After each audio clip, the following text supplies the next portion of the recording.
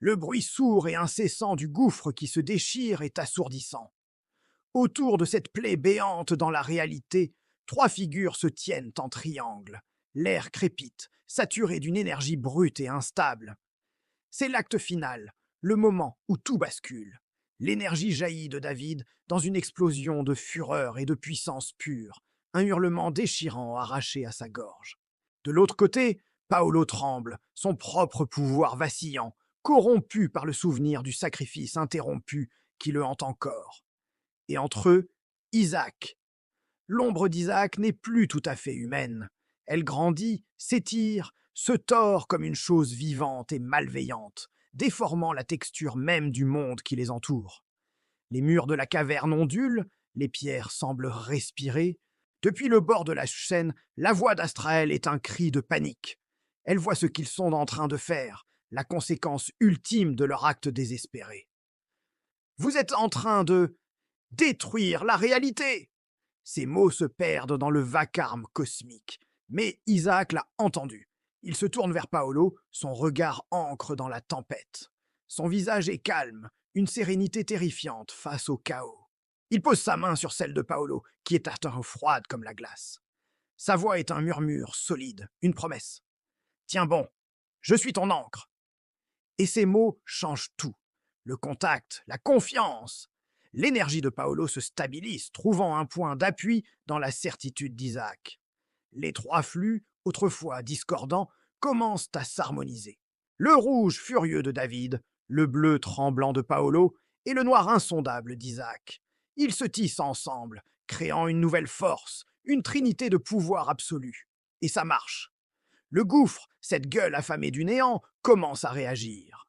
Ses bords frémissent, puis entament une lente rétractation. La plaie commence à se refermer.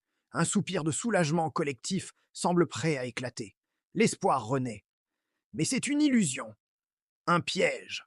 Soudain, sans le moindre avertissement, le processus s'inverse avec une violence inouïe. Une explosion de lumière noire, un paradoxe visuel, jaillit du cœur de la faille. L'énergie accumulée, au lieu de sceller le gouffre, se retourne contre ses créateurs. C'est une onde de choc, non pas de son, mais de pure négation. David est projeté en arrière, comme une poupée de chiffon, son corps heurtant lourdement le sol à plusieurs mètres de là, son cri étouffé par l'impact.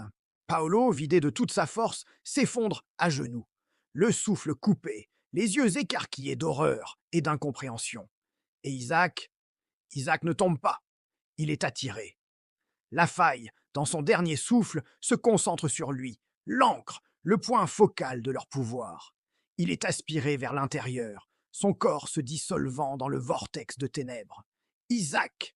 Le hurlement de David est primal, un mélange de rage et de désespoir absolu alors qu'il voit son frère disparaître. L'ombre d'Isaac, cette silhouette qui avait dominé la pièce quelques secondes plus tôt, est avalée, dévorée par le néant en une fraction de seconde. Puis avec un claquement sec, final, comme la mâchoire d'un prédateur géant qui se referme, la faille disparaît. Et avec elle, Isaac. Le silence qui s'ensuit est plus assourdissant que le chaos qui l'a précédé. Un silence total, absolu, pesant. Dans ce vide, la voix d'Astraël n'est qu'un murmure brisé, une constatation terrible.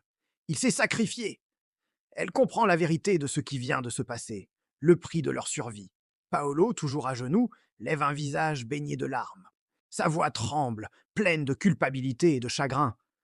On n'aurait pas survécu sans lui. C'était le plan d'Isaac depuis le début. Il était l'encre, mais aussi l'offrande. Il a payé la dette pour eux deux. Mais David refuse cette vérité. Il se relève, ignorant la douleur qui parcourt son corps.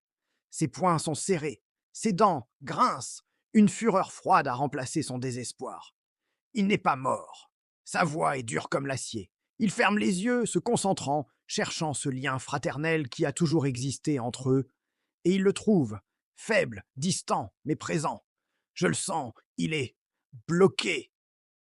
Une lueur dangereuse s'allume dans ses yeux. Ce n'est pas la fin, c'est le début d'autre chose. Il ouvre les yeux, son regard fixé sur l'endroit où la faille a disparu. Et je vais le sortir de là. La promesse résonne dans le silence de la caverne, non pas comme un espoir, mais comme un serment. une déclaration de guerre contre le néant lui-même. La quête ne fait que commencer. Merci d'avoir regardé ce nouvel épisode des Frères Maudits. Si cette histoire vous a plu, n'oubliez pas de laisser un pouce bleu, de vous abonner pour ne rien manquer de la suite, et de me dire en commentaire ce que vous pensez qu'il va arriver à Isaac. On se retrouve très bientôt pour la prochaine partie. Ciao!